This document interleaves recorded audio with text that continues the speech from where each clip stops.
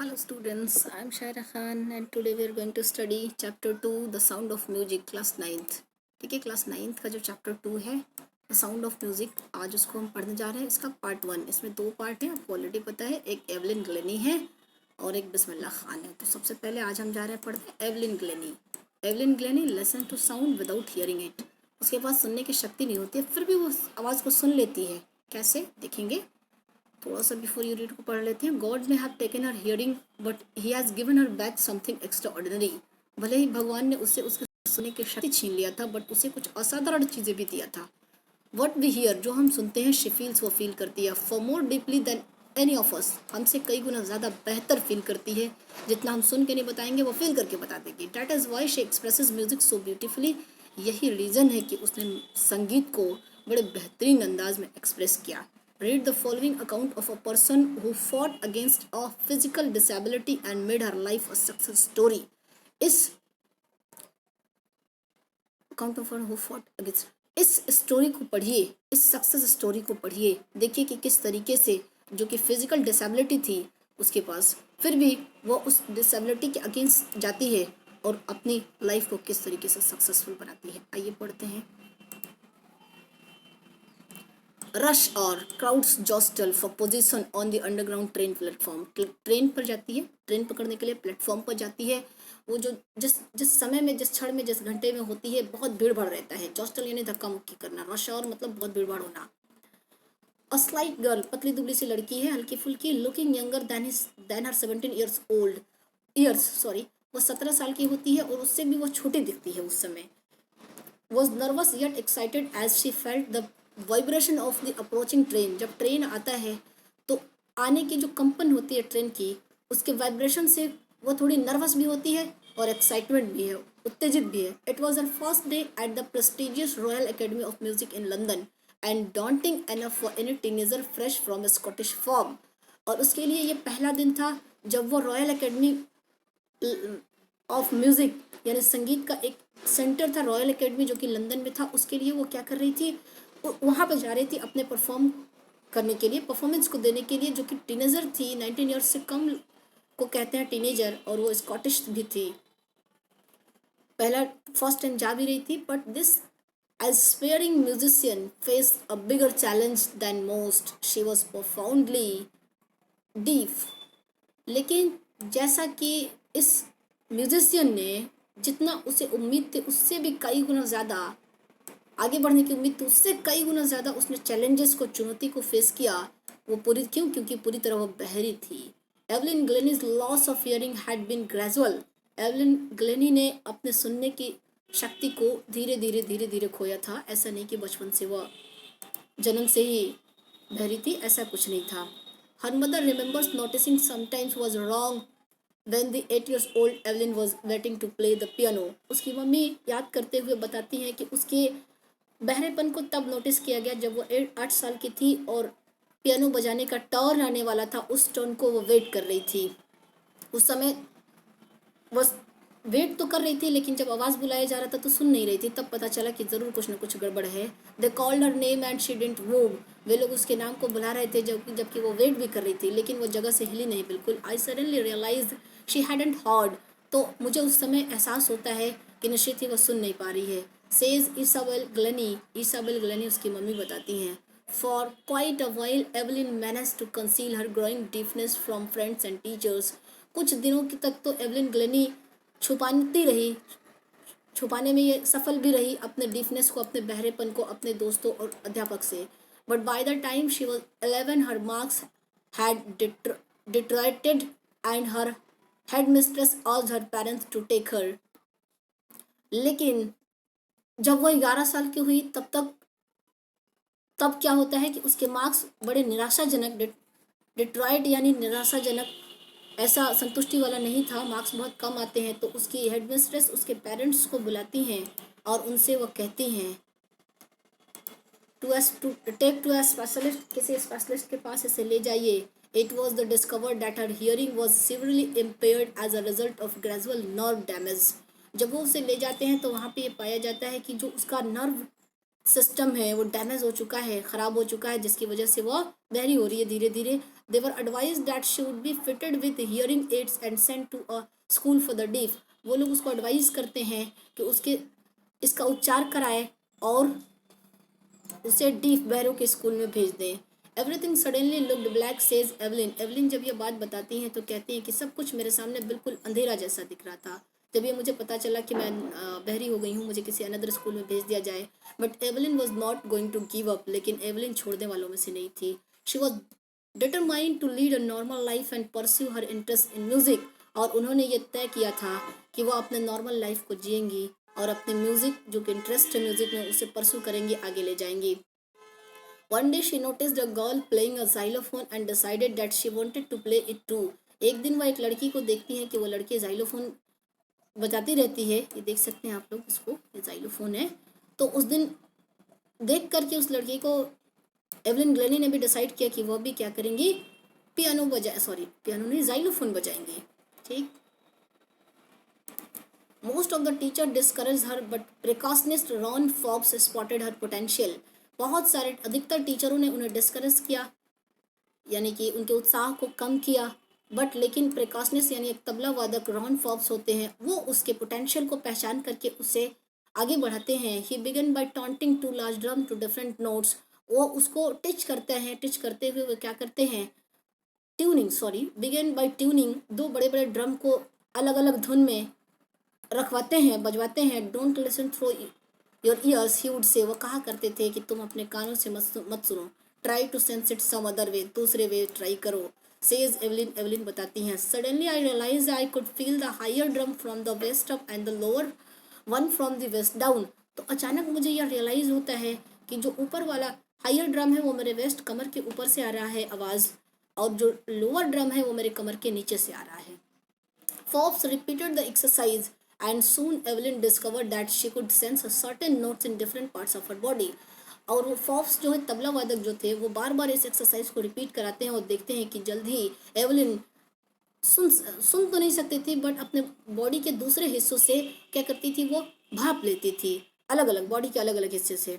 I had learn to open my mind and body to sounds and vibrations, the rest was sheer determination and hard work. कह रही है कि मैंने सीख लिया, अपने दिमाग को खोला और बॉडी के दूसरे हिस्सों से उस म्यूजिक की जो वाइब्रेशन होती है, कंपन होती है धुन को, उससे मैं अपने बॉडी से कैच कर लेती थी, बॉडी के दूसरे हिस्से से। और ये केवल मेरे दृढ़ निश्चय और हार्डवर्क की वजह से हुआ है। She never look back from that point onwards, और उसके बाद से वो कभी पीछे मुड़ करके उसने नहीं देखा। She taught the United kingdom with a youth orchestra and bye the time she was 16, जब वो 16 साल की हुई तब वो यूथ ऑर्केस्ट्रा का मतलब कई लोग एक साथ मिल करके गाना बजाना करते हैं, जैसे बाजे वाले संगीत में आप शादी में देखते होंगे वैसे ही। तो कई लोगों के साथ मिल करके यह संगीत को शुरू करती थी। She had decided to make music her life, उसने तय किया कि म्यूजिक ही मेरी लाइफ होगी। She auditioned for the Royal Academy of Music and scored one of the highest marks in the history of the academy. और audition यानी कि प्रदर्शन करते हुए रॉयल एकेडमी की तरफ से उसने हाईएस्ट मार्क एकत्र किया, जो कि उस एकेडमी के हिस्ट्री में आया, इतिहास रच दिया उन्होंने। She gradually move from orchestral work to solo performance, और धीरे धीरे उन्होंने इस क्या किया, ऑर्केस्ट्रा यानी झुंड में काम करना छोड़ दिया और सोलो परफॉर्मेंस शुरू किया। सोलो मतलब अकेले। At the end of a 3 year course, जब उनके 3 साल का कोर्स कंप्लीट हुआ, she had captured most of the top awards, उन्होंने संसार के बहुत टॉप उच्च अवार्ड्स को कैप्चर किया, पाया, गॉट किया। And for all this Evelyn won't accept any hint of heroic achievement. And इन तमाम चीज़ों के लिए कभी भी एवलिन को क्या होता है, प्राउड नहीं होता है कि उन्होंने इतना किया, वो चीज़ें पाया, ऐसा कुछ नहीं किया। If you work hard and know where you are going you will get there. यदि आप हार्डवर्क करते हैं और आपको पता है कि आपको जाना कहाँ है, तो डेफिनेटली आपको आपका लक्ष्य मिलेगा। And she got right to the top, और वह ऊंचाई पर भी पहुंचती है। The world's most sought after multi percussionist with the mastery of some thousands instruments, और इतना मेहनत करती है कि वह ऐसी प्रकाशनिक, ऐसी तबला वादक बनती है कि हजारों इंस्ट्रूमेंट तबला के संगीत के क्षेत्र में होते हैं जिसपे वो मास्टरी हासिल करती है। एंड हैक्टिक इंटरनेशनल शेड्यूल, और उसका जो अंतर्राष्ट्रीय शेड्यूल होता है काफ़ी हैक्टिक बिजी होता है। It it is intriguing to watch Evelyn function so effortlessly without hearing. और ये एवलिन जो फंक्शन करती थी, कार्य करती थी, बहुत बिना सुने करती थी, एफर्टलेसली बहुत एफर्ट लगाया करती थी अपने सीखने के दौरान, लेकिन सीखने के बाद बिना एफर्ट लगाए उसे सब कुछ आसानी से सुन लेती थी, यानी फील कर लेती थी। In our 2 hour discussion she never missed a word. यानी कोई उससे बात कर रहा है और बात करते हुए कहता है कि 2 घंटे तक हमारी बातें चली, डिस्कशन चला, और उसमें एक सिंगल वर्ड भी उसने मिस नहीं किया। मतलब ये नहीं लगा कि बहरी है, वो कह रही है कि आप क्या कह रहे हैं बताइए, ऐसा कुछ नहीं हुआ। Main with busy beards give me trouble she loved. वो हंसते हुए कहती है कि वो आदमी मुझे बड़ा परेशान करता है जो थोड़ी, जिनकी दाढ़ी थोड़ी बड़ी होती है। देखिए पिक्चर है ना इनका। It is not just watching the lips, it is the whole face, specially the eyes. और केवल ये देखने लायक नहीं थी कि वो होठों से बोल रही हैं, बल्कि उनका होल फेस वर्क कर रहा था, खासतौर से उनकी आंखें। She speaks flawlessly with Scottish lilt, यानी स्कॉटिश लिल्स, यानी लिल्स देखिए अ वे ऑफ स्पीकिंग, यानी स्कॉटिश लैंग्वेज में वो बोलती हैं फ्लॉलेसली, यानी एकदम fluent. My speech is clear because I could hear till I was 11। She says, वो कहती हैं कि मेरी स्पीकिंग बहुत क्लियर है क्योंकि मैं जब 11 साल की थी तब सुन सकती थी, 11 सालों तक मेरी सुनने की शक्ति थी। But that doesn't explain how she manage to learn French and master basic Japanese. लेकिन उन्होंने ये नहीं बताया कि किस तरीके से उन्होंने फ्रेंच और जापानीज पे मास्टरी, बेसिक जापानी पे मास्टरी हासिल की, क्योंकि उस समय तक वो बहरी हो चुकी थी। As for music she explains, और जहाँ तक म्यूजिक का सवाल है वो कहती हैं, it pores in through every part of my body. Music तो मेरे शरीर के हर हिस्से से पोर किया जाता है, चला जाता है। It tingles in the skin, my cheek bones and even in my hair. क्या है वो, मेरे स्किन से, मेरे चिक बोन से, यहाँ तक कि मेरे बालों के ज़रिए से भी म्यूज़िक मेरे अंदर जाता है। When she plays the xylophone, जब वो जाइलोफोन चलाती है, she can sense the sound, she can sense the sound passing up the stick into her fingerprints. क्या था वो, उसके साउंड को, जब वो साउंड पास होता था तो उसके साउंड को फील करती थी अपने फिंगर के द्वारा, by leaning against the drums. वो ड्रम में बिल्कुल खो जाती है। She can feel the resonance flowing into her body, वो उसके धुन को फील करती थी अपनी बॉडी के जरिए। On a wooden platform she removes her shoes so that she vibration pass through the vibration pass through her bare feet and up her legs. क्या करती थी, जब वो music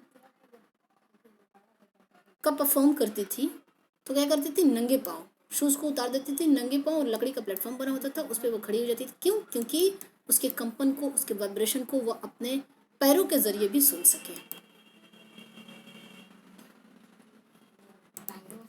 not surprisingly Evelyn delights her audience, और जब वो अपने audience के सामने परफॉर्म करती है तो इतनी खुशी खुशी करती है कि उसके उसके जो ऑडियंस होते हैं बिल्कुल भी सरप्राइज नहीं होते हैं कि ये डीफ गर्ल कुछ ऐसा भी परफॉर्म कर सकती है। इन 1991 she was presented with the royal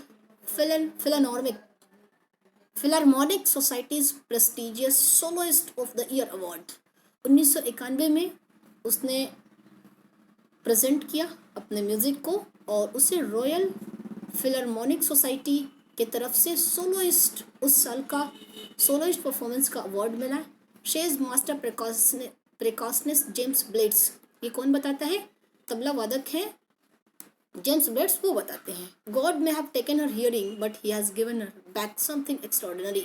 भले ही भगवान ने उससे उसके सुनने की शक्ति छीन ली थी, बट उसे कुछ एक्स्ट्रा दिया था, असाधारण चीज़ें दी थी।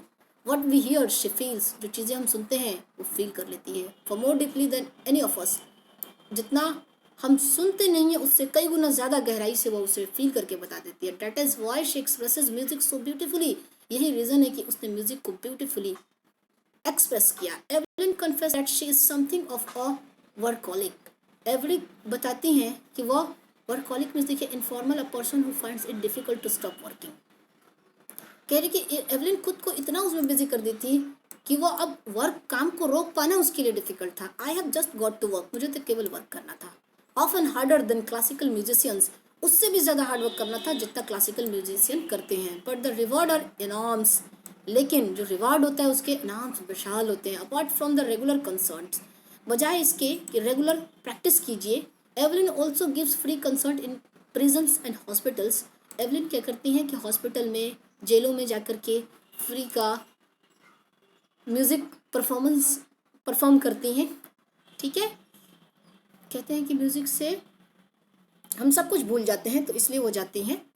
She also gives high priority to classes for young musicians, और वह यंग म्यूजिशियन के लिए भी प्राथमिकता देती हैं कि उनके लिए भी क्लास लें। Anne Richlin of the Beethoven Fund for deaf children says, deaf children, deaf बच्चों के लिए एक फंड है बेथोवन, उसकी कोई मेंबर है, एने रिचलिन है, वो कहती हैं she is a shining inspiration of for deaf children, वह डीफ बच्चों के लिए, बहरे बच्चों के लिए एक चमकती हुई प्रेरणा है। They see that that is nowhere that they cannot go, और दे सी, वो देखते हैं, डैट की there is nowhere that they cannot go, जो यहाँ उनके पास आ गया वो कभी जाना नहीं चाहता है। Evelyn Glenny has already accomplished more than most people twice her age.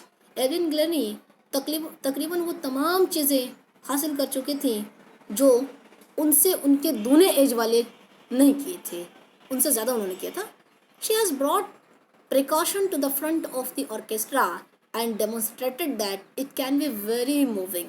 वो क्या करती हैं, प्रिकॉशन को, उस कला को, तबला वादक को सामने लाती हैं, ऑर्केस्ट्रा लोग को सामने लाती हैं और उन्हें आगे बढ़ाने की कोशिश करती हैं। She was given inspiration to those who are handicapped people who look to her and say, वो लोग जो हैंडीकैप हैं, जो विकलांग हैं, उनके लिए वो इंस्पिरेशन है, प्रेरणा के स्रोत हैं। और वो लोग उनको सामने जब देखते हैं तो कहते हैं if she can do it, यदि वह कर सकती है, आई कैन, तो मैं भी कर सकता हूँ या मैं भी कर सकती हूँ।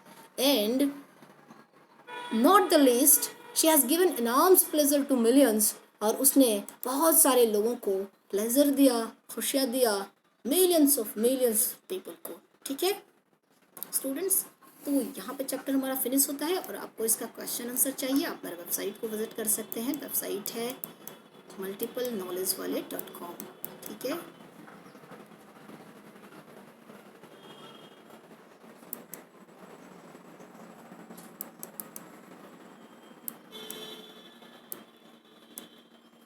ओके, इसमें आपको मिलेगा, वैसे मैं यूट्यूब पे कराऊंगी बट लेटर। सो मिलते हैं नेक्स्ट वीडियो में नेक्स्ट लेसन के साथ, तब तक के लिए